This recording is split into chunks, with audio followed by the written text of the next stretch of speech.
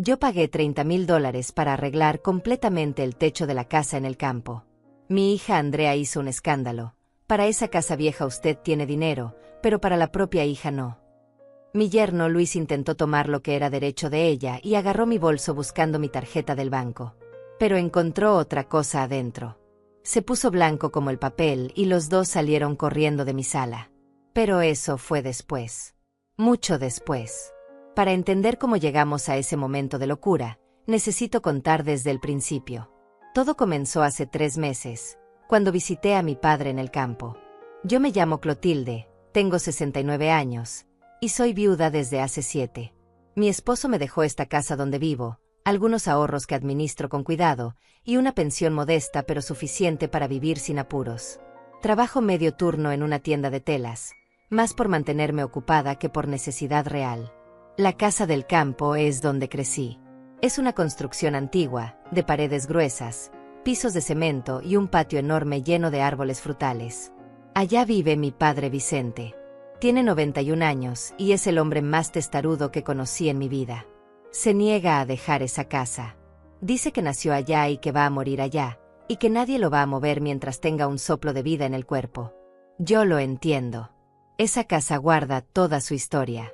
Es donde se casó con mi madre, donde me crió, donde vivió 60 años de matrimonio antes de que ella falleciera. Pedirle que la deje sería como pedirle que renuncie a todo lo que fue. Por eso yo lo visito cada 15 días. Llevo comida, limpio lo que él ya no puede limpiar, reviso que esté tomando sus medicamentos, que la casa esté en orden. Vicente es independiente todavía, pero la edad no perdona. Ya no sube bien las escaleras. Su oído izquierdo casi no funciona. Pero su mente sigue clara y su orgullo intacto. En mi última visita antes de todo esto, encontré algo que me destrozó el corazón. Había baldes por toda la casa. 1 en la sala, 2 en el corredor, 3 dentro de la habitación de mi padre. El techo estaba goteando tanto que él ya no podía dormir en su propia cama. Lo encontré durmiendo en el sofá de la sala, el único lugar sin goteras. Le pregunté por qué no me había dicho nada. Él solo se encogió de hombros, con esa manera suya de minimizar todo, y me dijo que no quería molestarme, que ya sabía que yo tenía mis propios gastos, que podía aguantar un poco más. Vi las manchas de humedad en las paredes. Vi el moho creciendo en las esquinas. Vi como mi padre, un hombre que trabajó toda su vida, que construyó esa casa con sus propias manos, estaba viviendo en condiciones que nadie debería aceptar. No iba a permitir que mi padre siguiera así. Al día siguiente contraté a un maestro de obras que me recomendó un vecino de la zona. Le pedí que revisara todo y me diera un presupuesto completo. El hombre subió al techo, revisó la estructura de madera, miró las tejas una por una. El diagnóstico fue peor de lo que imaginaba. Las tejas estaban quebradas en varios puntos. La estructura de madera estaba podrida por la humedad. Había que cambiar casi todo. No era solo un parche. Era una reforma completa del techo. El presupuesto final fue de $30,000. Me senté en la cocina de mi padre a hacer cuentas. Era mucho dinero. Más de lo que tenía en mi cuenta corriente. Pero tenía un fondo de emergencia que mi esposo siempre me dijo que guardara para momentos realmente importantes. Y este era uno de esos momentos. Mi padre necesitaba ese techo.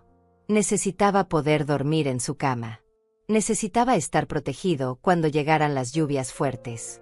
No había otra opción. Autoricé la obra. Firmé el contrato. Pagué el 50% de adelanto con el dinero de mi fondo de emergencia. Los trabajadores comenzarían la semana siguiente. Yo estaba en paz con mi decisión. Sabía que estaba haciendo lo correcto. Mi padre había cuidado de mí toda la vida. Ahora me tocaba a mí cuidar de él. No imaginé que esta decisión se convertiría en una pesadilla. Andrea es mi única hija. Tiene 38 años, está casada con Luis hace 12, y tienen 2 hijos, Mateo de 10 años y Lucía de 7. Viven en un apartamento pequeño en un barrio de clase media. Luis trabaja en una empresa de logística como supervisor. Andrea es secretaria en un consultorio dental. Nuestra relación siempre fue cordial. No éramos de esas madres e hijas que se llaman todos los días o se cuentan todo. Pero nos veíamos en cumpleaños, en Navidad, en almuerzos de domingo cuando ella tenía tiempo. Nunca tuvimos grandes peleas. Todo era tranquilo y normal. Pero después de que enviudé, algo cambió. Andrea empezó a visitarme con más frecuencia. Al principio lo vi como algo bonito. Pensé que estaba preocupada por mí, que quería asegurarse de que yo estuviera bien viviendo sola. Pero con el tiempo empecé a notar un patrón en sus visitas. Siempre hacía preguntas sobre dinero. Que si ya había cobrado la pensión ese mes. Que si había pagado tal o cual cuenta. Que cuánto estaba gastando en el supermercado. Que si necesitaba ayuda económica. Que si estaba ahorrando algo. Y sobre todo, siempre terminaba preguntando sobre la casa del campo. Esa pregunta aparecía en casi todas nuestras conversaciones. Andrea insistía en que mantener esa casa no tenía sentido. Que estaba muy lejos. Que era un gasto innecesario. Que mi padre ya estaba muy viejo para vivir solo allá. Que debería traerlo a vivir conmigo, o que deberíamos pensar en una residencia para ancianos. Yo siempre le respondía lo mismo. Esa casa era el hogar de mi padre, él había vivido allá toda su vida, y mientras él quisiera quedarse, yo iba a respetar su decisión. La casa era de él, no mía. Andrea fruncía el ceño cada vez que yo decía eso. A veces suspiraba. A veces cambiaba de tema rápidamente. Pero nunca insistía demasiado. Hasta ese momento. La obra comenzó un lunes de mañana. Yo fui hasta allá para estar presente el primer día. Llevé café para los trabajadores. Conversé con el maestro de obra sobre los plazos y los materiales. Todo marchaba bien. Mi padre estaba contento. Por primera vez en meses lo vi sonreír de verdad. El miércoles por la tarde, Andrea me llamó por teléfono. Dijo que quería pasar a visitarme. Que hacía tiempo que no nos veíamos. Le dije que por supuesto, que viniera cuando quisiera. Llegó esa misma tarde, con Luis y los 2 niños. Tomamos café en la cocina. Los nietos jugaron en el patio. Todo parecía una visita normal. Hablamos del clima, de los niños, de la escuela, de cosas sin importancia. Hasta que Andrea, como quien no quiere la cosa, preguntó si era verdad que yo estaba reformando la casa del campo. Me sorprendió que lo supiera. Le pregunté quién se lo había dicho. Ella tomó otro sorbo de café, despacio, y me explicó que una prima lejana que vive cerca de allá había visto a los trabajadores subiendo al techo. La prima le había mandado un mensaje preguntando si yo estaba vendiendo la propiedad. Le expliqué con calma que no estaba vendiendo nada. Que solo estaba arreglando el techo porque estaba en muy mal estado. Que mi padre no podía seguir viviendo con goteras por toda la casa, durmiendo en el sofá porque su habitación estaba inundada cada vez que llovía. Andrea asintió. Parecía estar procesando la información. Luis, que hasta ese momento había estado callado mirando su celular, levantó la vista. Andrea me preguntó cuánto estaba costando la reforma. Le dije la verdad. $30,000. El silencio que siguió fue incómodo. Andrea dejó la taza de café sobre la mesa con más fuerza de la necesaria.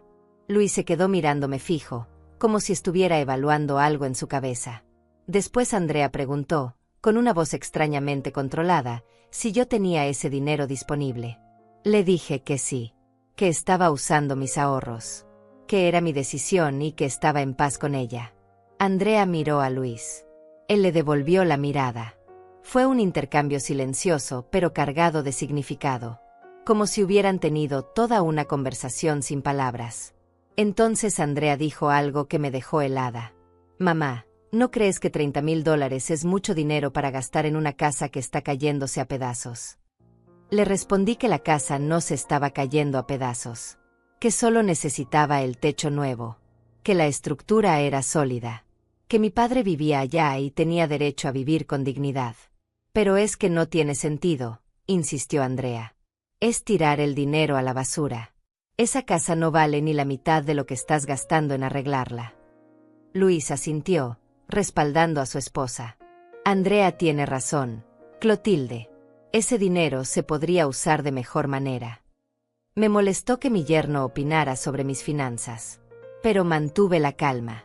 Les dije que agradecía su preocupación, pero que mi decisión estaba tomada, que era mi dinero y mi padre. Andrea se levantó de la silla. Llamó a los niños para irse. Toda la calidez que había tenido al llegar había desaparecido. Se despidió con un beso frío en la mejilla y salieron. Esa noche no pude dormir bien. Algo en la forma en que Andrea había reaccionado me inquietaba. No era preocupación genuina por mi economía. Era otra cosa. Algo que no lograba identificar del todo, pero que me dejaba un sabor amargo en la boca. Los días siguientes fueron tranquilos. La obra avanzaba bien. Yo iba al campo cada 2 o 3 días para supervisar. Mi padre estaba emocionado viendo cómo el techo se transformaba. Los trabajadores eran eficientes y cuidadosos. Pero Andrea volvió a aparecer. Fue un sábado por la mañana. Llegó sola esta vez, sin Luis ni los niños. Traía una bolsa con pan dulce y dijo que quería desayunar conmigo. Pensé que tal vez venía a disculparse por su reacción anterior. Desayunamos en la cocina. Hablamos de cosas triviales al principio. Pero no pasó mucho tiempo antes de que volviera al tema del dinero. «Mamá, he estado pensando mucho en lo de la casa del campo», comenzó. Le dije que no había nada más que pensar. Que el tema estaba cerrado. «No, escúchame», insistió. «Yo sé que quieres ayudar al abuelo. Pero $30,000 es mucho dinero. ¿Has pensado en tu futuro? ¿En tu vejez?». Le recordé que tenía 69 años, no 90. Que todavía trabajaba. Que tenía mi pensión. Que estaba bien económicamente. «Pero nunca se sabe qué puede pasar», dijo Andrea. «Puedes enfermarte. Puedes necesitar una cirugía. Puedes tener una emergencia. Y ahí va a estar todo ese dinero, enterrado en un techo de una casa vieja en medio del campo». Empezaba a molestarme su insistencia. Le dije con firmeza que apreciaba su preocupación, pero que yo era adulta y sabía administrar mi dinero. Que no necesitaba que nadie me dijera cómo gastarlo. Andrea cambió de táctica. Su voz se volvió más suave, casi dulce. «Mamá, yo sé que no te gusta hablar de esto, pero Luis y yo estamos pasando por un momento difícil económicamente». Eso me tomó por sorpresa. Le pregunté qué había pasado. Ella me contó que Luis había tenido problemas en el trabajo, que le habían reducido las horas, que el apartamento necesitaba reparaciones, que los niños tenían gastos de escuela, que estaban ajustados. Sentí compasión por ella. Le pregunté cuánto necesitaban. «No es que necesitemos que nos des dinero», dijo rápidamente. «Solo pensé que, si tienes $30,000 para gastar en un techo, tal vez podrías ayudar a tu propia hija también». Ahí estaba. La verdadera razón de su visita. Le expliqué con paciencia que el dinero del techo venía de mis ahorros de emergencia. Que no era dinero que estuviera circulando libremente. Que ya estaba comprometido con la obra. Que el contrato estaba firmado. «Pero todavía no has pagado todo», argumentó Andrea. «Dijiste que pagaste el 50% de adelanto. Todavía te queda el otro 50%. Me quedé mirándola, procesando lo que estaba diciendo. Estaba sugiriendo que cancelara la obra a mitad de camino. Que dejara a mi padre con el techo a medio arreglar. Para darle el dinero a ella. Le dije que no. Que eso era imposible. Que no iba a hacer eso. Andrea apretó los labios. Vi la frustración en su rostro. Pero no dijo nada más. Se levantó, me dio un abrazo mecánico, y se fue. Esa misma tarde le conté todo a Rosaura, mi vecina y amiga de hace más de 20 años.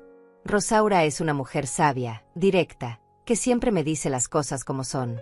«Clotilde, abre los ojos», me dijo mientras tomábamos té en su patio. «Tu hija no está preocupada por tu futuro. Está preocupada por su presente. Quiere ese dinero». Le dije que tal vez Andrea realmente estaba pasando por dificultades económicas. «Puede ser», admitió Rosaura. «Pero eso no le da derecho a presionarte. Tú trabajaste toda tu vida. Ese dinero es tuyo. Y estás haciendo algo noble con él, cuidando de tu padre. No dejes que te hagan sentir culpable». Tenía razón. Pero igual me sentía mal. Andrea era mi hija. No quería que hubiera tensión entre nosotras. La obra continuó. 2 semanas después, el techo estaba casi terminado. Solo faltaban algunos detalles finales. Mi padre estaba radiante. Había vuelto a dormir en su cama. La casa se sentía seca y segura otra vez. Pagué el resto del dinero acordado. $30,000 completos. Cada centavo bien gastado al ver la felicidad en el rostro de mi padre. Pero el verdadero problema estaba por comenzar. Andrea volvió a visitarme 3 días después de que la obra terminara. Esta vez llegó con Luis. Los dos tenían una expresión seria. No trajeron a los niños. Eso ya me pareció extraño. Se sentaron en la sala. Rechazaron el café que les ofrecí. Luis fue directo al grano. Clotilde, necesitamos hablar sobre la situación económica de la familia. La forma en que lo dijo, tan formal, tan frío, me puso en alerta inmediatamente. Andrea tomó la palabra. Mamá, Luis y yo hemos estado hablando mucho sobre esto. Y no nos parece justo. Le pregunté que no les parecía justo. Que gastes $30,000 en una casa que ni siquiera es tuya, mientras tu propia hija está pasando dificultades. Le recordé que esa casa era de mi padre. Que él había vivido allá toda su vida. Que yo solo estaba cumpliendo con mi deber como hija. Tu deber como hija, repitió Andrea con amargura. Y tu deber como madre. Esas palabras me dolieron. Le dije que siempre había cumplido con mi deber como madre. Que la había criado, educado, apoyado toda su vida. Pero ahora que tengo problemas, no estás aquí para mí, dijo Andrea, y su voz sonaba cargada de resentimiento. $30,000. Mamá. 30,000. ¿Sabes lo que podríamos hacer con ese dinero? Luis se inclinó hacia adelante en el sofá. Podríamos pagar las deudas de la tarjeta de crédito. Arreglar el baño que tiene una filtración. Comprarle ropa nueva a los niños. Poner al día las cuotas del apartamento. Les dije que entendía que estuvieran pasando por dificultades, pero que ese dinero ya estaba gastado. Que la obra estaba terminada. Que no había forma de recuperarlo. Pero tienes más ahorros, dijo Andrea. No era una pregunta. Era una afirmación. Me quedé callada. Era verdad que todavía tenía algunos ahorros, pero eran para mi propia vejez, para emergencias médicas, para imprevistos. No era dinero que pudiera regalar así como así. Lo sabía, continuó Andrea al ver mi silencio. Tienes más dinero guardado y prefieres dejarlo ahí sin usarlo antes que ayudar a tu propia hija. Luis asintió con la cabeza, respaldándola. Es egoísta, Clotilde. Perdona que te lo diga así, pero es la verdad. Sentí la rabia subir por mi garganta. ¿Egoísta? ¿Yo era egoísta por cuidar de mi padre de 91 años? ¿Por asegurarme de que tuviera un techo digno sobre su cabeza? Les dije con voz firme que mi dinero era mío, que había trabajado toda mi vida para tenerlo, que mi esposo y yo habíamos ahorrado con sacrificio, y que yo decidía cómo gastarlo. Claro, es tu dinero, dijo Andrea poniéndose de pie. Pero cuando te mueras, ¿sabes para quién va a ser? Para mí. Soy tu única hija. Así que en realidad, ese dinero ya es mío. Solo estás administrándolo temporalmente. Me quedé helada con esas palabras. La forma en que lo dijo, tan calculadora, tan fría. Como si yo fuera solo un obstáculo entre ella y una herencia. Luis también se levantó. Solo piénsalo, Clotilde. No estamos pidiendo caridad. Estamos pidiendo lo que es justo. Andrea es tu hija. Tiene más derecho a tu ayuda que tu padre. Se fueron sin despedirse. Yo me quedé sentada en el sofá, temblando. No de miedo, sino de decepción. ¿Así me veía mi propia hija? ¿Como una fuente de dinero? Esa noche llamé a mi padre. Le conté lo que había pasado, aunque traté de minimizarlo para no preocuparlo. Vicente escuchó en silencio y después dijo algo que nunca voy a olvidar. Clotilde, esa muchacha está mostrando su verdadera cara. Ten cuidado. Cuando la gente empieza a hablar de herencias mientras uno todavía está vivo, es porque ya no te ven como persona. Te ven como dinero. Tenía razón. Pero no quería aceptarlo. Era mi hija. Tenía que haber una manera de hacerla entender. Los siguientes días fueron extrañamente tranquilos. Andrea no llamó. No vino a visitarme. Yo tampoco busqué contacto. Necesitaba espacio para procesar todo lo que había pasado. Pero entonces comenzaron las llamadas de Luis. La primera fue un martes por la mañana. Me llamó al celular mientras yo estaba en la tienda de telas. Me dijo que necesitaba hablar conmigo a solas, sin Andrea, que tal vez podíamos llegar a un acuerdo. Le dije que no había nada que acordar, que mi decisión estaba tomada. Él insistió. Dijo que Andrea estaba muy afectada, que no estaba durmiendo bien, que se sentía rechazada por su propia madre, que él solo quería encontrar una solución que nos hiciera felices a todas. Le dije que la solución era que respetaran mis decisiones. Colgué. Luis volvió a llamar esa misma tarde.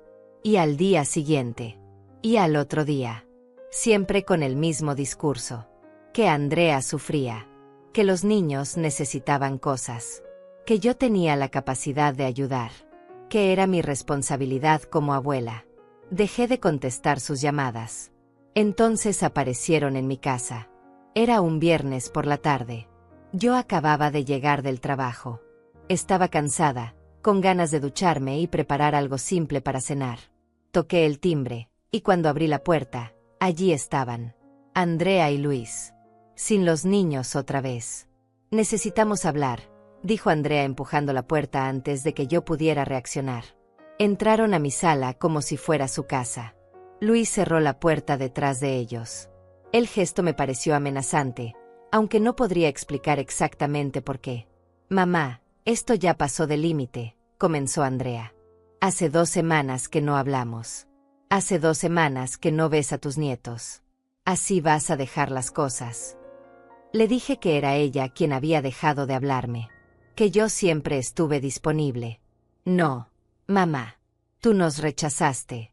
Nos dijiste que tu dinero era más importante que tu familia. Luis intervino. Clotilde, vamos a ser prácticos. Necesitamos $15,000. Es la mitad de lo que gastaste en el techo. Si nos das eso, quedamos en paz. Seguimos siendo una familia normal. $15,000? ¿Así como así? Les dije que estaban locos si pensaban que yo iba a entregarles esa cantidad de dinero solo porque ellos lo pedían. No estamos pidiendo, dijo Andrea, y su voz cambió. Se volvió dura, cortante. Estamos exigiendo lo que es justo. Luis sacó su celular. Me mostró una calculadora con números. Mira, hicimos cuentas. Durante los últimos 12 años, hemos ido a visitarte, te hemos llevado a los niños, hemos pasado Navidades y cumpleaños contigo. Nuestro tiempo vale dinero. Nuestra compañía vale dinero. No podía creer lo que estaba escuchando. Estaban poniéndole precio a las visitas familiares, a los abrazos de mis nietos, a las cenas de Navidad. Les dije que se fueran de mi casa, que esta conversación no tenía sentido. Andrea se acercó a mí. Para esa casa vieja tú tienes dinero, mamá. Para ese techo que se va a volver a arruinar en unos años. Pero para la propia hija no tienes nada. Para los propios nietos no tienes nada, agregó Luis. Les repetí que se fueran. Mi voz sonaba firme, pero por dentro estaba temblando. Andrea me miró con un desprecio que nunca le había visto. ¿Sabes qué, mamá? Creo que el abuelo te lavó el cerebro. Siempre fue un egoísta. Y tú saliste igual. Eso fue demasiado. Mi padre era el hombre más generoso que conocí en mi vida. Había trabajado hasta los 80 años para mantenernos. Había pagado la educación de Andrea. Le había regalado dinero para su boda. Y ahora ella lo llamaba egoísta. Les grité que salieran. Que no iba a permitir que insultaran a mi padre en mi propia casa. Luis se puso de pie. Imponente. Es un hombre grande, de casi 1,90 m. En ese momento usó su tamaño para intimidarme. Se paró frente a mí, mirándome desde arriba. Vas a darnos ese dinero, Clotilde. De una forma u otra, vas a hacerlo. Andrea agarró su cartera. Tienes hasta el domingo para pensarlo. O nos das $15,000, o no vuelves a ver a tus nietos. Y puedes olvidarte de que cuidemos de ti cuando seas vieja y estés enferma. Se fueron dando un portazo. Me dejaron temblando en medio de mi sala.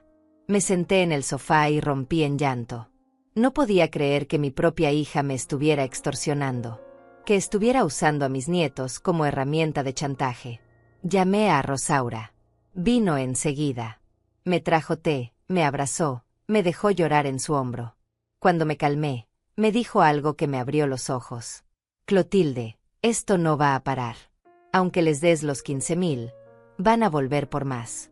Porque ahora saben que pueden presionarte. Necesitas protegerte. Le pregunté cómo. Me sentía indefensa. Ve a un abogado, me dijo Rosaura con firmeza. Protege tus bienes. Haz un testamento. Asegúrate de que si algo te pasa, ese dinero vaya a donde tú quieras que vaya, no a donde ellos crean que tienen derecho. Esa noche no dormí. Pensé en los nietos que tal vez no volvería a ver.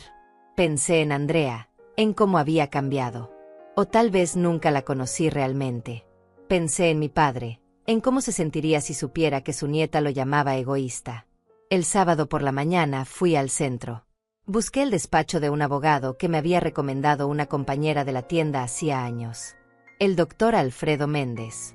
Un hombre de unos 60 años, serio, con muchos años de experiencia en derecho de familia. Le conté toda la situación. No omití nada. Le hablé del techo, de las visitas de Andrea, de las amenazas, del chantaje con los nietos. El doctor Alfredo escuchó todo sin interrumpir. Cuando terminé, se reclinó en su silla y suspiró. Señora Clotilde, lamentablemente su caso no es único. Veo esto más seguido de lo que quisiera. Hijos adultos que ven a sus padres como fuentes de dinero en lugar de como personas. Me preguntó sobre mis bienes. Le dije que tenía la casa donde vivía, algunos ahorros en el banco, la pensión y pequeñas inversiones que mi esposo había dejado. Nada extraordinario, pero suficiente para vivir con dignidad. ¿Y la casa del campo?, preguntó. Le expliqué que la casa estaba a nombre de mi padre, que legalmente era de él, aunque yo pagara el mantenimiento. Bien, dijo el doctor Alfredo. Eso ya es una protección. Pero necesitamos hacer más. Si usted quiere asegurarse de que su hija no pueda reclamar nada en el futuro, tenemos que tomar medidas legales ahora. Me explicó las opciones. Podía hacer un testamento dejando mis bienes a quien yo quisiera. Podía donar la casa del campo a mi padre con una escritura formal. Podía incluso crear un fideicomiso para proteger mis ahorros. Le dije que quería hacer todo lo necesario. Ya no confiaba en que Andrea respetara mis deseos. Pasamos las siguientes 2 horas revisando documentos, firmando papeles, planeando la estrategia legal. El doctor Alfredo redactó un testamento donde yo dejaba mis bienes a mi padre Vicente, y en caso de que él falleciera antes que yo, todo iría a una institución de caridad que cuidaba ancianos. Andrea no recibiría nada. También preparó una escritura de donación de la casa del campo. Aunque ya estaba a nombre de mi padre, esta escritura establecía claramente que cualquier mejora hecha a la propiedad, incluido el techo nuevo, era parte de la donación. Ningún familiar podía reclamar reembolso. Ahora viene la parte importante, dijo el doctor Alfredo. Tiene que guardar estos documentos en un lugar seguro. Y le recomiendo que siempre lleve una copia con usted. En su bolso, por ejemplo. Le pregunté por qué. Porque si su hija o su yerno intentan presionarla nuevamente, usted puede mostrarles que no hay nada que puedan hacer. Que todo está protegido legalmente. A veces, ver la realidad en papel hace que la gente recapacite. Salí del despacho con una carpeta llena de documentos. Me sentía más segura, pero también más triste. ¿Realmente había llegado a este punto? ¿Necesitaba protegerme legalmente de mi propia hija? Pasé el resto del sábado en casa, sola, mirando esos papeles. Leía el testamento una y otra vez. Veía mi firma al final. Era real. Era definitivo. El domingo llegó y pasó. Andrea y Luis no aparecieron. No llamaron. Era el plazo que me habían dado para pensar en su exigencia de $15,000. Yo no les contesté. No iba a ceder. El lunes por la tarde, mientras estaba en la tienda organizando rollos de tela, mi celular sonó. Era Andrea. Mamá, ¿ya pensaste en lo que hablamos? Le dije que sí, que había pensado mucho. Y que mi respuesta era no. Hubo un silencio largo del otro lado de la línea. ¿Está segura de eso?, preguntó con voz peligrosamente calmada. Le dije que completamente segura. Está bien, dijo. Allá tú. Ya sabes las consecuencias. Colgó. Los siguientes días fueron tensos. Yo esperaba que aparecieran en cualquier momento. Pero no hubo noticias. Ninguna llamada. Ninguna visita. Fue Rosaura quien me alertó. Clotilde, vi a tu hija hablando con el hijo de la vecina de la esquina. Ese muchacho es abogado. Se me hizo un nudo en el estómago. Le pregunté qué habían hablado. No sé exactamente, pero la vecina me contó que Andrea le preguntó sobre herencias. Sobre cómo hacer para reclamar bienes de padres que todavía están vivos. Sentí un escalofrío. Andrea estaba buscando maneras legales de quitarme mi dinero. No iba a esperar a que yo muriera. Quería encontrar algún resquicio legal para obligarme a darle lo que quería. Llamé al doctor Alfredo. Le conté lo que estaba pasando. Él me tranquilizó. Señora Clotilde, mientras usted esté en pleno uso de sus facultades mentales, nadie puede obligarla a regalar su patrimonio. Los documentos que firmamos la protegen completamente. No hay forma legal de que su hija pueda reclamar nada. Me sentí aliviada, pero también asustada. Si Andrea no podía conseguir el dinero legalmente, ¿qué haría? La respuesta llegó el jueves por la noche. Yo estaba en casa, preparando la cena, cuando escuché golpes fuertes en la puerta. No era el timbre. Eran puñetazos en la madera. Miré por la mirilla. Era Andrea, con el rostro descompuesto de furia. Luis estaba detrás de ella. No abrí. Les grité a través de la puerta que se fueran. «Abre esta puerta, mamá», gritó Andrea. «Tenemos que hablar». Le dije que no había nada de qué hablar, que ya les había dado mi respuesta. Luis golpeó la puerta más fuerte. «Clotilde, no nos hagas llamar a la policía. Abre la puerta». ¿Llamar a la policía? ¿Por qué? Ellos eran los que estaban haciendo escándalo. Pero tenía miedo. Agarré mi celular, lista para marcar emergencias si era necesario. Los golpes continuaron durante varios minutos. Después, silencio. Pensé que se habían ido. Pero entonces escuché la voz de Andrea, más calmada, hablando desde el otro lado. «Mamá, por favor. Solo queremos hablar. Te prometo que vamos a estar tranquilos. Pero necesitamos resolver esto. Por favor». Su voz sonaba suplicante ahora, casi quebrada. Contra mi mejor juicio, abrí la puerta. Solo un poco, con la cadena de seguridad puesta. «Quita esa cadena», dijo Luis inmediatamente. Les dije que así estaba bien. Que podíamos hablar así. Andrea empujó la puerta con fuerza, haciendo que la cadena se tensara. «Mamá, no seas ridícula. Abre bien». Le dije que no. Que si querían hablar, podían hacerlo así. Luis se acercó más. Puso su mano en el marco de la puerta. «Clotilde, escucha bien. Nos enteramos de que fuiste a ver a un abogado. ¿Qué hiciste? Cambiaste tu testamento». El corazón me latía fuerte. ¿Cómo se habían enterado? Entonces recordé. El hijo de la vecina. El abogado joven. Debía conocer al doctor Alfredo. Las noticias viajan rápido en los círculos profesionales. No les respondí. «Lo sabía», dijo Andrea con amargura. «Lo sabía. Me dejaste afuera del testamento, ¿verdad? Tu propia hija». Luis golpeó el marco de la puerta con la palma abierta. «Eso es un error, Clotilde. Un error grave. Podemos impugnar ese testamento. Podemos demostrar que estabas bajo presión, que no estabas en tus cabales». Les dije que estaba perfectamente bien de la cabeza, que había tomado mis decisiones conscientemente, que tenía derecho a hacer lo que quisiera con mis bienes. «Pero soy tu hija», gritó Andrea.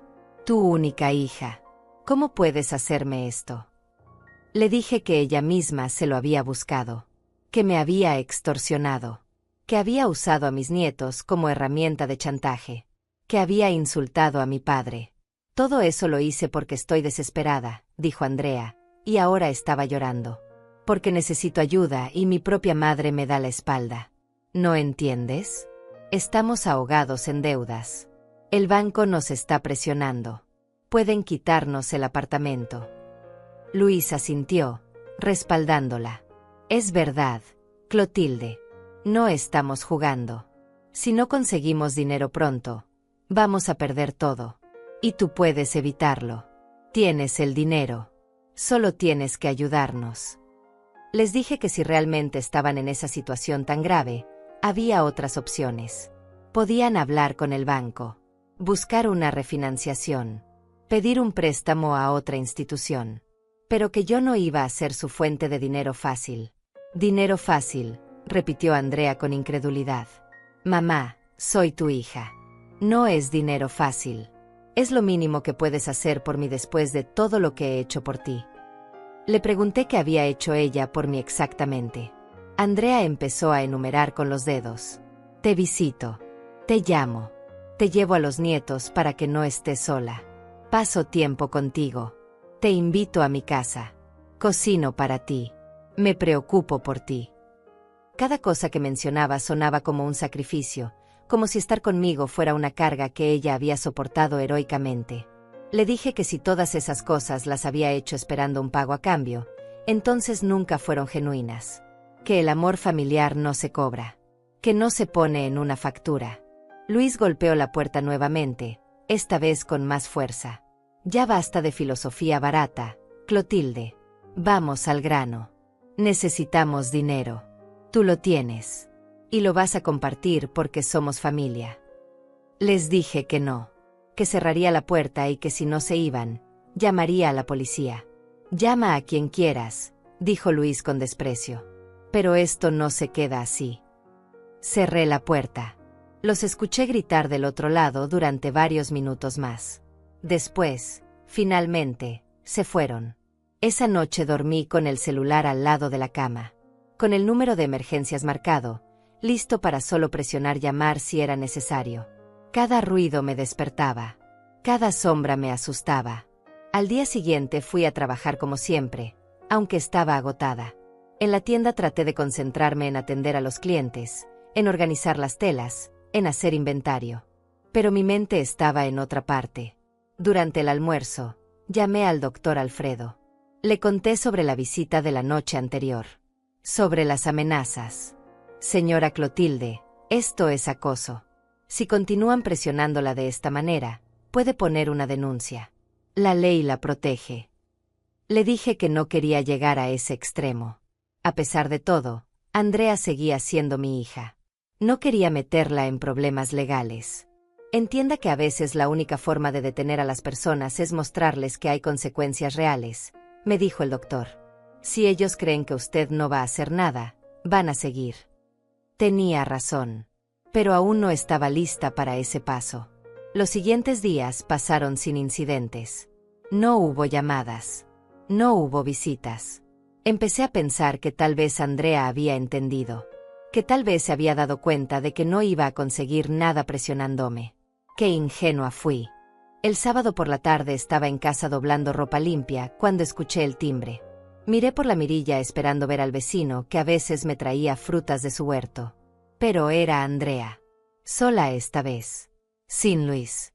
Tenía el rostro tranquilo. Casi dulce. Como la Andrea que yo recordaba de años atrás. Abrí la puerta con la cadena puesta.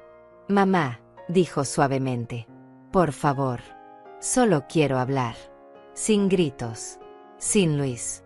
Solo tú y yo. Algo en su voz me ablandó. Era mi hija. Mi única hija. Tal vez realmente quería arreglar las cosas. Quité la cadena y abrí la puerta. Andrea entró despacio. Se sentó en el sofá. Aceptó el vaso de agua que le ofrecí. Parecía genuinamente arrepentida. Mamá, sé que las cosas se salieron de control, comenzó. Luis y yo estamos bajo mucha presión. Pero no debí haberte tratado así. No debí decirte esas cosas horribles sobre el abuelo. Le dije que me había dolido mucho escucharla hablar así de mi padre. Lo sé, dijo bajando la mirada. Estaba enojada, frustrada, pero no lo pensé en serio. El abuelo siempre fue bueno conmigo. Nos quedamos en silencio por un momento. Yo quería creerle.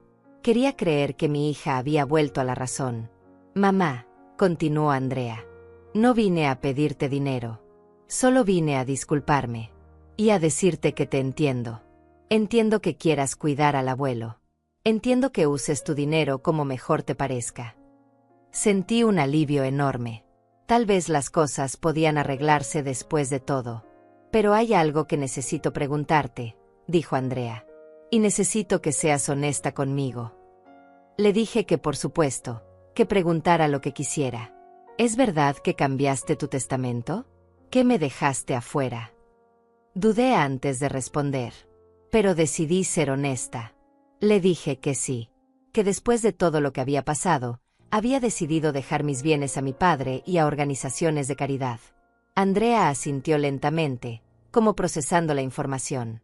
¿Y la casa del campo? ¿Hiciste algo con respecto a esa casa? Le expliqué sobre la escritura de donación, que ahora estaba oficialmente y legalmente establecido que la casa y todas sus mejoras pertenecían a mi padre, que nadie podía reclamar nada. Ya veo, dijo Andrea. Su voz seguía siendo calmada, pero noté que sus manos apretaban el vaso de agua con más fuerza. ¿Y dónde están esos documentos? En el banco. Le dije que tenía copias en mi casa, en un lugar seguro. ¿Puedo verlos?, preguntó. Solo para entender mejor, para saber exactamente qué dice.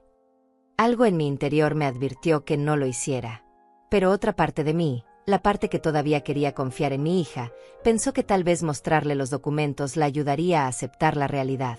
A cerrar este capítulo. Me levanté y fui a mi habitación.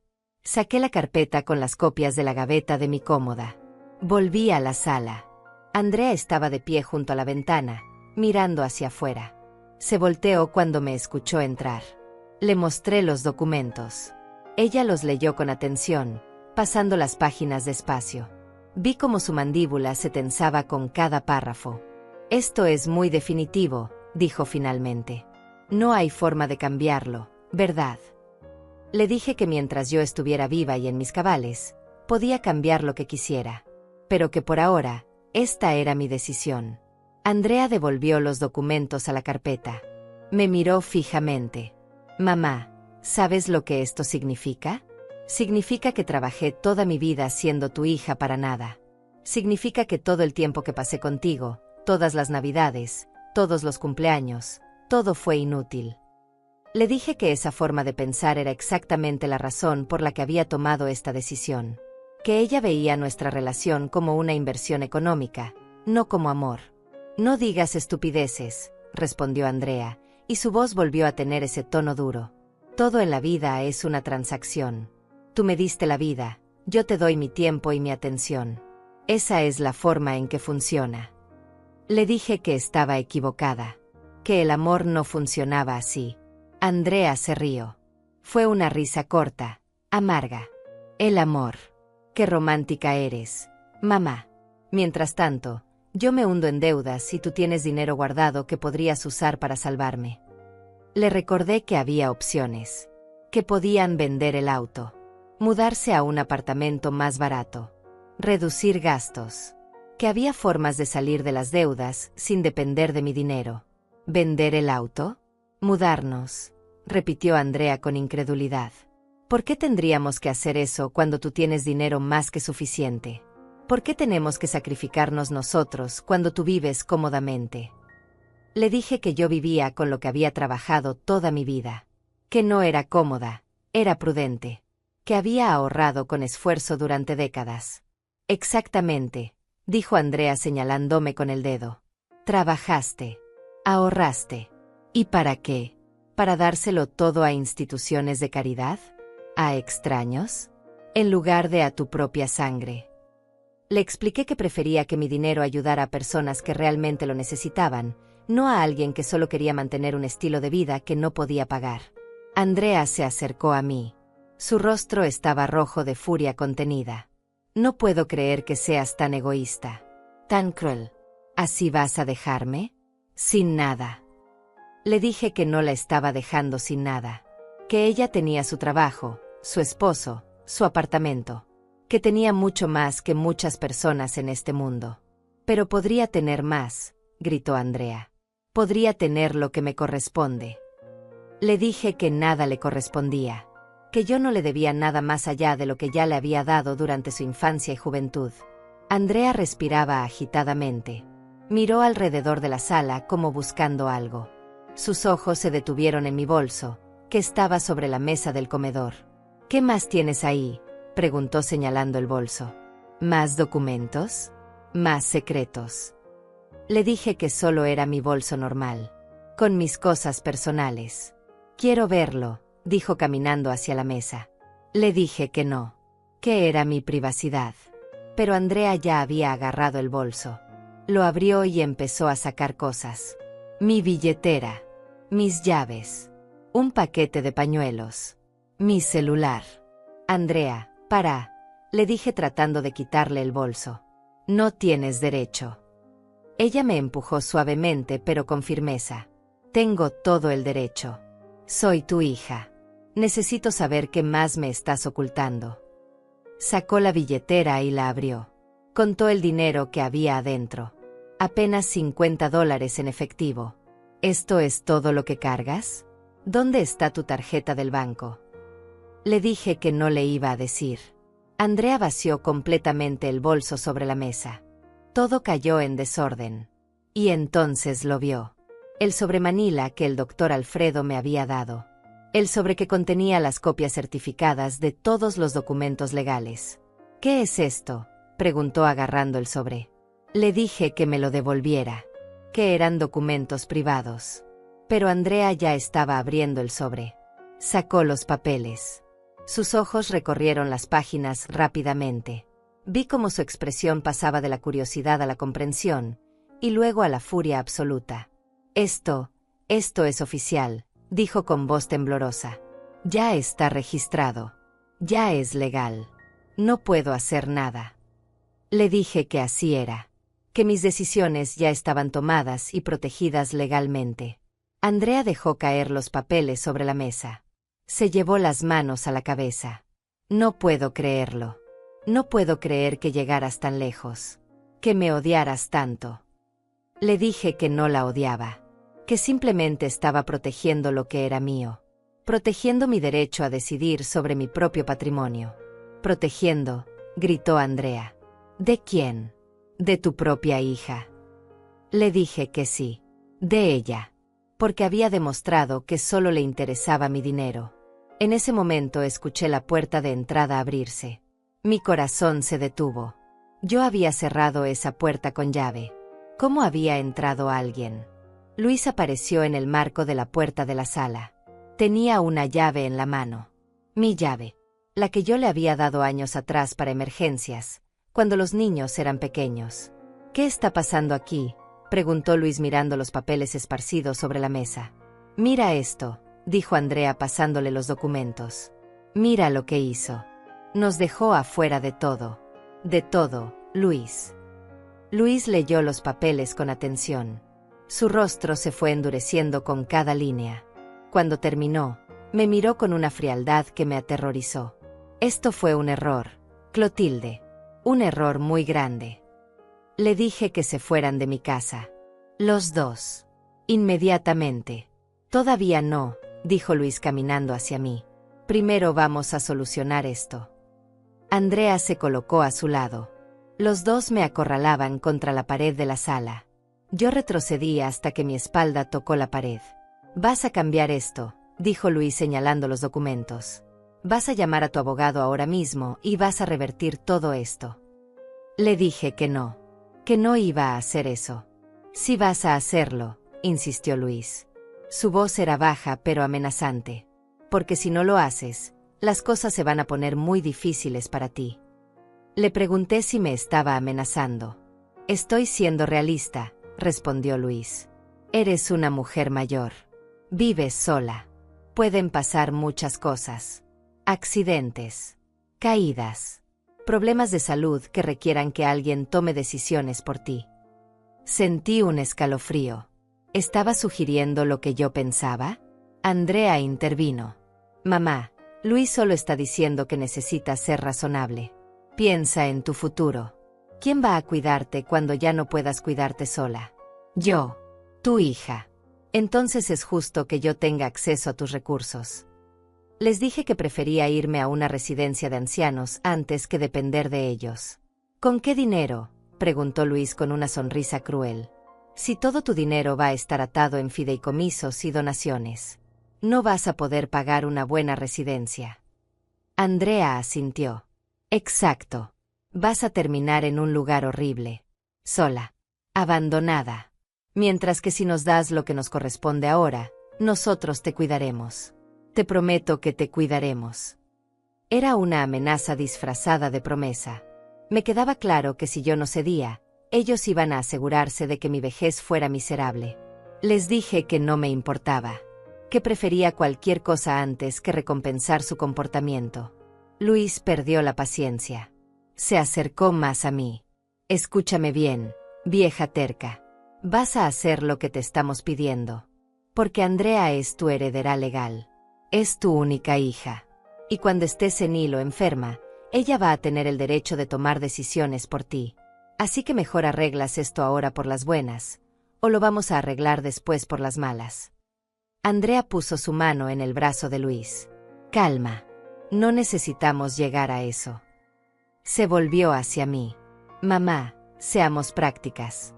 Tú no vas a vivir para siempre. Ese dinero eventualmente va a ser mío de todas formas. ¿Por qué no hacerlo más fácil para todos? Dame una parte ahora. Solo $15,000. Resolvemos nuestros problemas y seguimos siendo familia. Le dije que no 1000 veces no. Luis respiró profundo, tratando de controlar su rabia. Está bien. Veo que no vamos a llegar a ningún lado hablando. Se acercó a la mesa y agarró mi bolso. Lo revisó de nuevo, más cuidadosamente esta vez. Sacó cada cosa. Abrió cada compartimiento. ¿Dónde está tu tarjeta del banco?, preguntó. Le dije que no se la iba a dar. No te estoy preguntando, respondió Luis. Estoy buscando. Andrea se unió a la búsqueda. Entre los dos vaciaron mi bolso completamente, revisando cada bolsillo, cada espacio. Debe tenerla en algún lado, dijo Andrea. Revisa su billetera otra vez. Luis abrió mi billetera y sacó todas las tarjetas. Tarjeta de identificación. Tarjeta del seguro médico. Tarjeta de descuentos del supermercado. Y al final, mi tarjeta de débito del banco. Aquí está, dijo Luis sonriendo. Sostuvo la tarjeta en alto como si fuera un trofeo. Dame eso, le dije tratando de agarrar la tarjeta. No tienes derecho. Luis levantó el brazo, manteniéndola fuera de mi alcance. Claro que tengo derecho. Andrea es tu hija. Somos familia. Este dinero es tanto de ella como tuyo.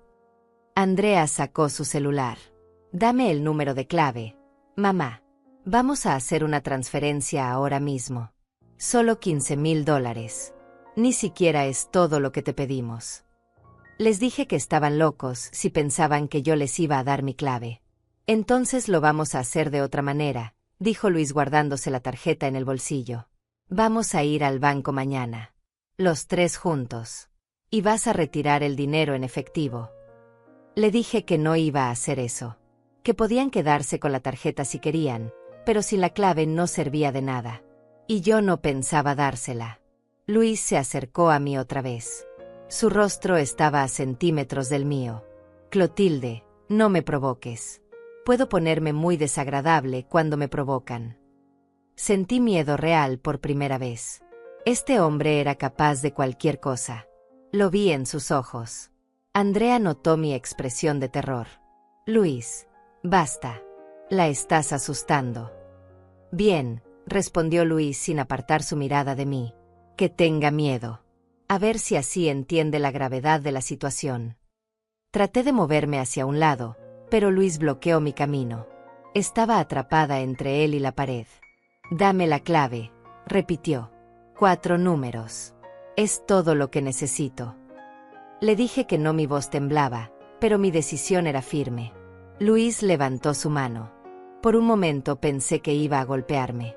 Andrea también lo pensó porque gritó su nombre. Pero Luis no me golpeó. En cambio, agarró mi brazo con fuerza. Sus dedos se clavaron en mi piel.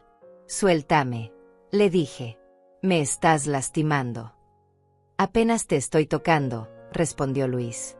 Si quieres saber lo que es lastimar, sigue siendo terca. Andrea se veía incómoda. Luis, para. Esto no es necesario. ¿Ah, no? Preguntó Luis volteando hacia ella. ¿Y entonces qué sugieres? ¿Que nos vayamos con las manos vacías otra vez? ¿Que sigamos rogándole mientras ella vive como reina y nosotros nos hundimos? No, pero... Andrea no terminó la frase. Bajó la mirada. Luis me soltó el brazo. Yo me lo froté, sintiendo el dolor donde sus dedos habían presionado. Seguramente iba a dejar marcas. ¿Sabes qué?, dijo Luis caminando hacia la mesa. Ya me cansé de esto. Agarró mi bolso otra vez. Lo puso boca abajo y sacudió todo su contenido sobre la mesa. Cayeron más cosas. Un paquete de chicles. Un recibo viejo. Una foto de mis nietos. Y entonces, del fondo del bolso, cayó otro sobre. Más pequeño. Blanco. Luis lo recogió. Lo abrió antes de que yo pudiera reaccionar. Dentro había algo que yo había puesto ahí hacía apenas una semana. Algo que el doctor Alfredo me había sugerido que llevara siempre conmigo como precaución. Luis sacó el documento del sobre. Empezó a leer. Andrea se acercó para ver qué era. Vi el momento exacto en que entendieron lo que estaban leyendo. El momento en que la realidad los golpeó. La cara de Luis se puso pálida. Completamente pálida. Como si la sangre se le hubiera drenado del cuerpo en segundos. Andrea tomó el papel de las manos de Luis. Sus ojos recorrieron las líneas 1, 2, 3 veces. Como si no pudiera creer lo que estaba leyendo. Esto es... comenzó Andrea, pero no pudo terminar. Era una copia certificada de mi testamento. Pero no era solo eso. Junto con el testamento había otro documento. Una declaración de capacidad mental certificada por un médico geriatra y por un psicólogo. Firmada, sellada, con fecha de la semana anterior. El doctor Alfredo me había sugerido que la hiciera. Si alguna vez intentan declarar que usted no está en sus cabales para tomar decisiones, este documento va a demostrar lo contrario. Es una protección adicional. Yo había ido a hacerme todos los exámenes. Test de memoria. Test de razonamiento. Evaluaciones psicológicas completas. Y había salido perfecta en todas. Los médicos habían certificado por escrito que yo estaba en pleno uso de mis facultades mentales. Que mis decisiones eran conscientes, informadas y válidas. Pero eso no era todo lo que había en ese sobre. También había una carta. Una carta dirigida a Andrea, escrita de mi puño y letra, fechada y firmada ante notario. En esa carta yo explicaba exactamente por qué había tomado las decisiones que había tomado. Documentaba cada amenaza, cada extorsión, cada momento de presión que había sufrido. Nombraba fechas.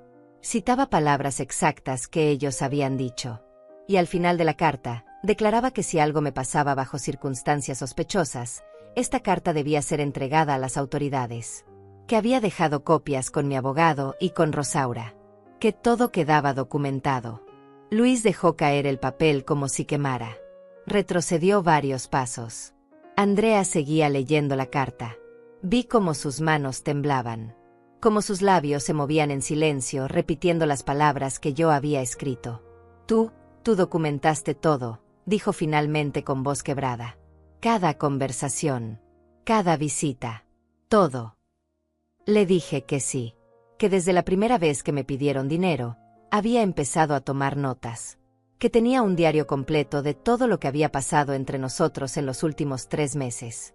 Luis me miró con una mezcla de miedo y rabia. Esto es una trampa. Nos tendiste una trampa. Le dije que no era una trampa. Era protección. Era evidencia. Era asegurarme de que si ellos intentaban algo contra mí, habría consecuencias. Las amenazas que acabas de hacer, le dije a Luis con voz firme. Las sugerencias de accidentes y problemas de salud. Todo eso queda registrado en mi carta. Y si algo me pasa, todo el mundo va a saber que ustedes tenían un motivo. Andrea dejó caer la carta sobre la mesa. No puedo creer que hayas hecho esto. Que hayas llegado tan lejos. Soy tu hija, mamá. Tu propia hija. Le dije que por esa misma razón me dolía tanto tener que hacerlo. Que nunca pensé que tendría que protegerme de mi propia sangre. Luis caminaba de un lado a otro de la sala, pasándose las manos por el pelo. Esto es, no puede ser real. Es muy real, le dije. Y ahora van a salir de mi casa. Los dos. Y no van a volver nunca más. Andrea me miró con los ojos llenos de lágrimas. Mamá, por favor. No tiene que ser así. Le dije que sí tenía que ser así. Que ellos mismos lo habían decidido con sus acciones. Con sus amenazas. Con su codicia. No es codicia, sollozó Andrea. Es necesidad. Necesitamos ayuda. Le dije que había muchas formas de pedir ayuda. Y que ellos habían elegido la peor de todas. Luis dejó de caminar. Me miró fijamente. ¿Y ahora qué? ¿Vas a denunciarnos? Le dije que no iba a denunciarlos. Que solo quería que se fueran y me dejaran en paz. Que respetaran mi decisión y mi vida. Pero esa carta, comenzó Luis. Esa carta solo se abre si algo me pasa, le expliqué. Si yo vivo mi vida tranquilamente, si muero de muerte natural cuando me llegue el momento, nadie va a leer nunca lo que dice. Va a quedar guardada con el doctor Alfredo. Andrea se secó las lágrimas. ¿Entonces todavía hay una posibilidad de arreglar esto? Le dije que la única forma de arreglar esto era que ellos aceptaran mis decisiones. Que dejaran de presionarme por dinero. Que si querían tener una relación conmigo, tenía que ser genuina. Sin intereses económicos. Pero el testamento, dijo Andrea. El testamento se queda como está, le dije con firmeza. Eso no es negociable. Pero si ustedes demuestran durante los próximos años que pueden respetarme, que pueden amarme sin esperar nada a cambio, tal vez, solo tal vez, yo podría reconsiderar algunas cosas. Era mentira. Yo no iba a cambiar nada. Pero necesitaba darles algo para que se fueran.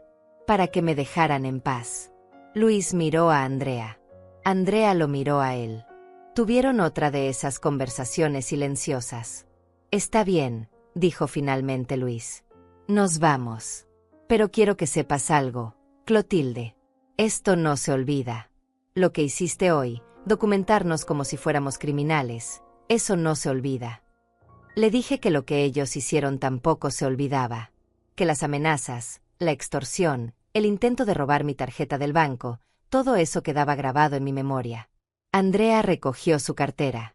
Se acercó a mí una última vez. Mamá, algún día vas a arrepentirte de esto. Algún día vas a estar sola, enferma, y vas a necesitarme. Y no voy a estar. Le dije que prefería estar sola que rodeada de personas que solo me querían por mi dinero. Andrea dejó escapar una risa amarga. Qué noble te ves ahora. Qué digna. Pero en el fondo sabes que te vas a arrepentir. Luis ya estaba en la puerta. Tenía mi tarjeta del banco todavía en su mano. La miró por un momento, como considerando si llevársela de todas formas. Pero entonces la tiró sobre la mesa del comedor con desprecio. Quédate con tu dinero, dijo. Quédate con todo. Ojalá te haga muy feliz cuando estés muriendo sola en un hospital. Luis, vámonos, dijo Andrea jalándolo del brazo. Pero antes de salir, se volteó hacia mí una última vez. Una cosa más. Mamá. Los niños. Mateo y Lucía. Ya no los vas a ver más. No quiero que estén cerca de alguien tan egoísta. Esas palabras me dolieron más que cualquier otra cosa que hubieran dicho. Mis nietos. Mis pequeños. Pero sabía que era otra forma de chantaje. Otra manera de presionarme. Les dije que era su decisión. Que si querían usar a sus hijos como armas, eso hablaba muy mal de ellos como padres. Pero que yo no iba a ceder ante ese tipo de manipulación. Andrea abrió la boca para responder, pero Luis la empujó suavemente hacia la puerta. Ya basta. Vámonos. Esta mujer no vale más de nuestro tiempo. Los vi salir. Escuché sus pasos en el pasillo. El sonido del elevador abriéndose y cerrándose. Y entonces, silencio. Me quedé parada en medio de mi sala, rodeada de los contenidos de mi bolso esparcidos sobre la mesa, con los documentos que habían visto, con la evidencia de todo lo que había tenido que hacer para protegerme. Mis piernas empezaron a temblar. Me senté en el sofá antes de que se doblaran por completo.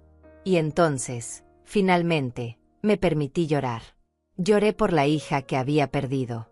O tal vez por la hija que nunca tuve realmente. Lloré por los nietos que tal vez no volvería a ver. Lloré por tener que llegar a estos extremos para proteger lo que era mío. No sé cuánto tiempo pasé así. Podría haber sido media hora. Podría haber sido 2 horas. El tiempo no significaba nada en ese momento. Cuando finalmente pude levantarme, recogí todo de la mesa. Guardé los documentos en el sobre. Ordené mi bolso. Cada movimiento era mecánico, automático. Llamé a Rosaura. Necesitaba hablar con alguien. Necesitaba contar lo que había pasado. Voy para allá, dijo ella sin siquiera dejarme terminar de explicar. Dame 10 minutos. Llegó en 7. Con una bolsa de pan dulce y una botella de vino. Pensé que lo ibas a necesitar, dijo abrazándome en la puerta. Nos sentamos en la cocina. Le conté todo. Cada detalle. Cada palabra que se había dicho. Cada amenaza. Cada momento de terror que sentí. Rosaura escuchó sin interrumpir. Cuando terminé, tomó un sorbo largo de vino y suspiró. Clotilde, hiciste lo correcto. Sé que duele. Sé que es horrible tener que documentar a tu propia familia como si fueran enemigos. Pero era necesario. Le dije que me sentía terrible. Que no podía dejar de pensar en Mateo y Lucía. En que los estaba perdiendo. No los estás perdiendo tú, me corrigió Rosaura. Andrea es la que está eligiendo usar a sus hijos como herramientas. Eso es responsabilidad de ella, no tuya. Tenía razón, pero igual dolía. ¿Y si realmente no los vuelvo a ver?, le pregunté. ¿Y si crecen pensando que su abuela no los quiso? Rosaura tomó mi mano. Los niños son más inteligentes de lo que creemos. Cuando crezcan, cuando sean mayores, van a entender. Van a buscar las respuestas. Y la verdad siempre sale a la luz. Pasamos el resto de la noche hablando.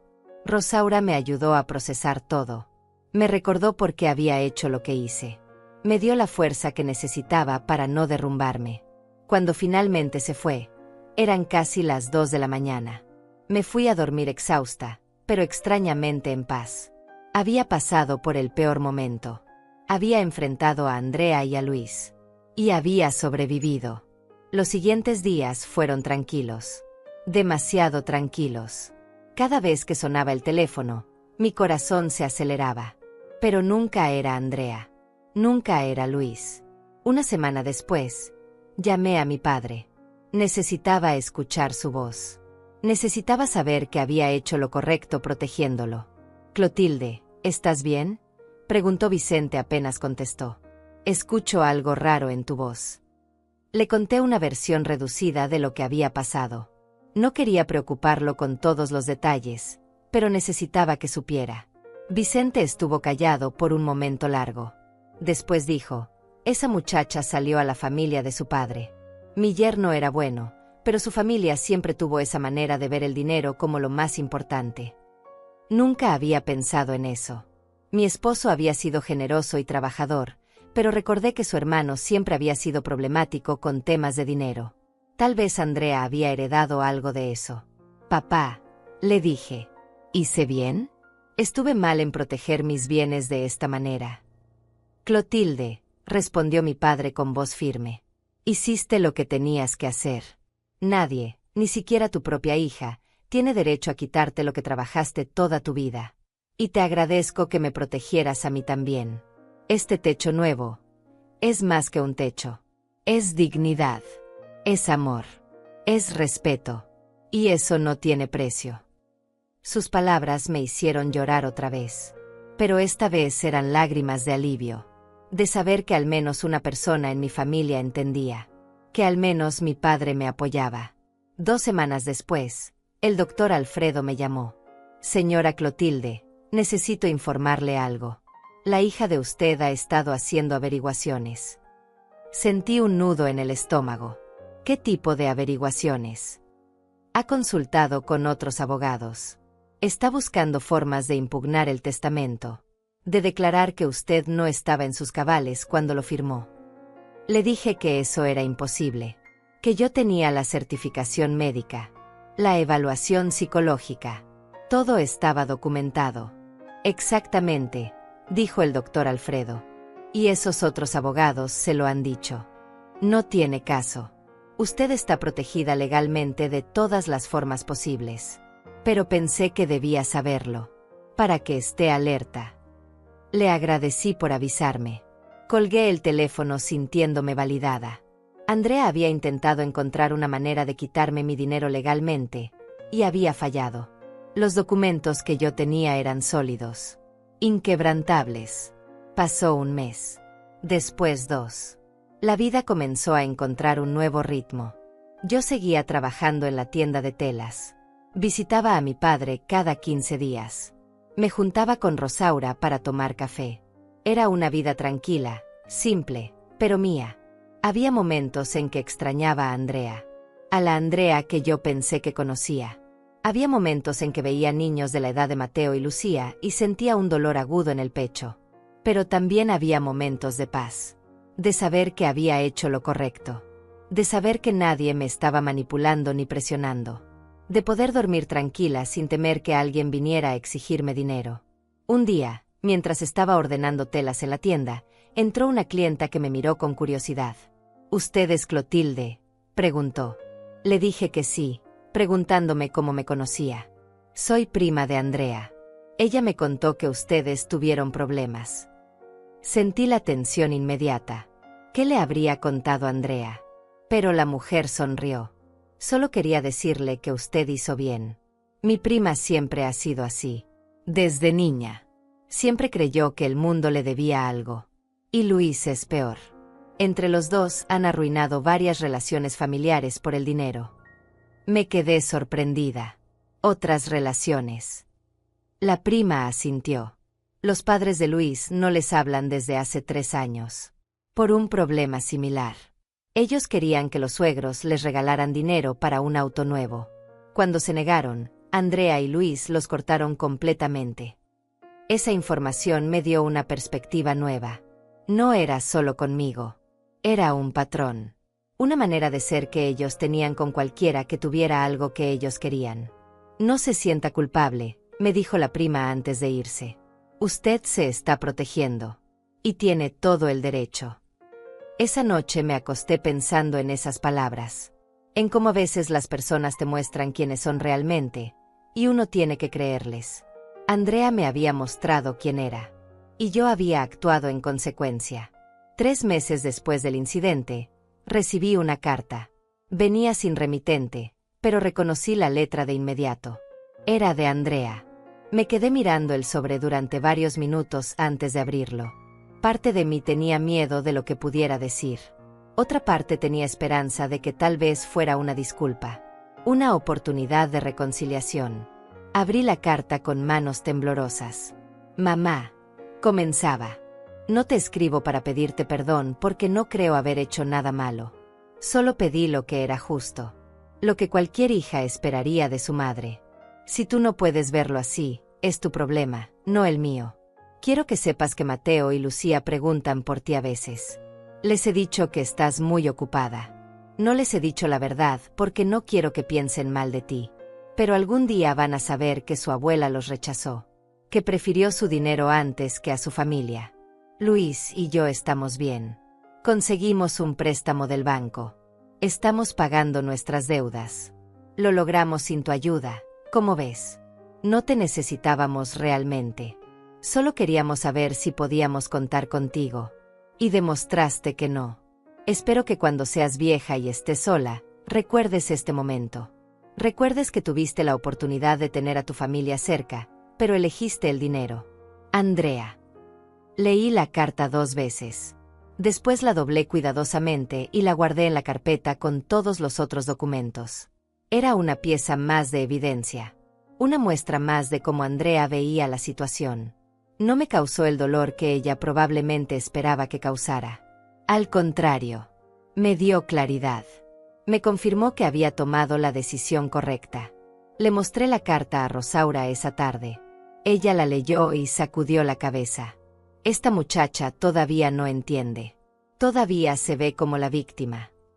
Le dije que probablemente nunca entendería, que algunas personas no tienen la capacidad de ver sus propios errores. ¿Y los nietos?, preguntó Rosaura. ¿Cómo te sientes con respecto a ellos? Suspiré. Me duele. No voy a mentir. Pero también sé que Andrea está usando esto como castigo. Si yo cediera, si le diera el dinero que quiere, los niños aparecerían mágicamente otra vez. Y eso no es amor. Es manipulación. Rosaura asintió. Y los niños, cuando crezcan, van a poder decidir por sí mismos. Van a poder buscarte si quieren. Tenía razón. Mateo tenía 10 años. Lucía 7. En unos años más serían adolescentes. Podrían tomar sus propias decisiones. Si querían conocer mi versión de la historia, sabrían dónde encontrarme. Visité a mi padre ese fin de semana. El techo nuevo se veía hermoso, brillante y fuerte, sin una sola gotera. Vicente estaba radiante, mostrándome cada detalle. Mira qué bien quedó, decía señalando las vigas nuevas. Va a durar otros 50 años fácilmente. Le sonreí. Ver su felicidad hacía que todo valiera la pena. Cada centavo gastado, cada conflicto enfrentado, todo. Nos sentamos en el patio bajo los árboles frutales. Tomamos café mientras el sol se ponía. Papá, le dije, ¿te arrepientes de algo en tu vida? Vicente pensó por un momento. Me arrepiento de no haber sido más firme con tu madre cuando su familia nos pedía dinero prestado y nunca nos pagaba. Me arrepiento de haber permitido que se aprovecharan de nosotros durante años. Me sorprendió esa respuesta. Nunca supiste decir que no. Exacto, dijo mi padre. Y tú aprendiste de mis errores. Tú sí sabes decir que no y eso te hace más fuerte de lo que yo fui. Sus palabras me llenaron de orgullo. Mi padre, el hombre que yo más admiraba en el mundo, me estaba diciendo que estaba orgulloso de mí. No dejes que nadie te haga sentir culpable por proteger lo que es tuyo, continuó Vicente. Trabajaste por ese dinero. Lo ganaste honestamente. Y tienes todo el derecho de decidir qué hacer con él. Pasamos el resto de la tarde hablando de cosas más ligeras. De los vecinos. Del clima. De las frutas que pronto estarían maduras en los árboles. Eran conversaciones simples, pero preciosas. Cuando me fui esa noche, manejando de vuelta a la ciudad bajo un cielo lleno de estrellas, me sentí en paz. Una paz profunda que no había sentido en meses. Los meses siguientes pasaron tranquilamente. Seguí con mi rutina. Trabajo, visitas a mi padre, cafés con Rosaura. Era una vida simple, pero era mía. Sin presiones. Sin manipulaciones. Sin miedo. Un día, 6 meses después de todo el conflicto, estaba en la tienda cuando entró un cliente que me resultó familiar. Era un hombre mayor, bien vestido, con el cabello completamente blanco. Me miró y sonrió. ¿Clotilde? ¿Eres la hija de Vicente? Le dije que sí, preguntándome cómo me conocía. Soy el doctor Benítez. Atiendo a tu padre en el centro de salud. Él habla mucho de ti, de lo que hiciste por él con el techo de su casa. Sentí calidez en el pecho. Mi padre exagera. Solo hice lo que cualquier hija haría. El doctor Benítez negó con la cabeza. No, Clotilde. No cualquier hija lo haría. Veo muchos casos de ancianos abandonados. De familias que solo aparecen cuando hay herencias que reclamar. Lo que tú hiciste es especial. Tu padre tiene suerte de tenerte. Esas palabras me acompañaron el resto del día. Me recordaron por qué había hecho todo lo que hice. Por qué había enfrentado a Andrea. Por qué había protegido mis bienes. No era por egoísmo. Era por amor. Por dignidad. Por hacer lo correcto. El primer aniversario del conflicto llegó sin fanfarrias. Un año completo sin hablar con Andrea. Sin ver a mis nietos. Había momentos en que me dolía profundamente. Había momentos en que me preguntaba si había sido demasiado dura. Pero entonces recordaba las amenazas. El intento de robar mi tarjeta. Las palabras crueles sobre mi padre. Y sabía que había hecho lo correcto. Rosaura organizó una cena pequeña en mi casa esa noche. Invitó a algunas vecinas del edificio. Mujeres de mi edad que se habían convertido en amigas con los años. Durante la cena, una de ellas, Silvia, compartió su propia historia. Como su hijo le había pedido dinero prestado y nunca se lo había devuelto. Como ahora la evitaba porque no quería enfrentar la deuda. Otra, Eliane, contó cómo su hija esperaba que ella vendiera su casa para ayudarla a comprar una más grande para toda la familia. Me di cuenta de que no estaba sola. Que muchas mujeres mayores enfrentaban presiones similares de sus familias. Que mi historia no era única. Lo importante, dijo Rosaura al final de la noche, es que todas nosotras aprendimos a poner límites. A decir no, a proteger lo que es nuestro. Eso no nos hace malas madres o malas abuelas. Nos hace personas con dignidad. Todas brindamos por eso. Por la dignidad. Por el respeto propio. Por el derecho a decidir sobre nuestras propias vidas y nuestro propio dinero. Esa noche, después de que todas se fueron, me senté en mi sala a mirar fotos viejas. Fotos de Andrea cuando era niña. De mi esposo. De momentos felices que ya no volverían. Sentí tristeza, sí, pero no arrepentimiento. Había hecho lo que tenía que hacer. Había protegido mi patrimonio. Había cuidado de mi padre. Había establecido límites saludables. Y si eso significaba perder a una hija que solo me veía como fuente de dinero, entonces que así fuera. Guardé las fotos y saqué la carpeta con todos los documentos. El testamento. La certificación médica. La carta que había escrito. La escritura de donación. Todo estaba en orden. Todo estaba protegido. Agregué la carta de Andrea a la carpeta. Era la última pieza. La evidencia final de que ella nunca había entendido. Nunca había cambiado. Cerré la carpeta y la guardé en el lugar seguro donde siempre la tenía. Junto con mi bolso, donde siempre llevaba copias. Me fui a dormir esa noche sintiéndome completa. No feliz exactamente, porque la pérdida de la relación con Andrea siempre dolería. Pero completa. En paz. Segura. Había aprendido una lección invaluable, que a veces, protegerte a ti mismo significa alejarte de las personas que amas. Que poner límites no es egoísmo, es supervivencia. Que tu dinero, tu patrimonio, tu vida, son tuyos para decidir. Y que nadie, absolutamente nadie, tiene derecho a quitarte eso. Ni siquiera tu propia hija. Al día siguiente llamé a mi padre. Papá, ¿cómo está el techo? Perfecto, respondió con voz alegre. Ni una sola gotera. Duermo como un bebé todas las noches. Gracias a ti, hijita. Gracias a ti. Y en ese momento supe, con absoluta certeza, que había tomado la decisión correcta. Que $30,000 gastados en dar dignidad a mi padre valían más que cualquier relación basada en manipulación y codicia. Colgué el teléfono y miré por la ventana. El sol brillaba. Era un día hermoso. Y yo estaba bien. Sola, sí, pero bien. Libre. Protegida. Dueña de mi propia vida. Y eso, después de todo, era lo único que realmente importaba.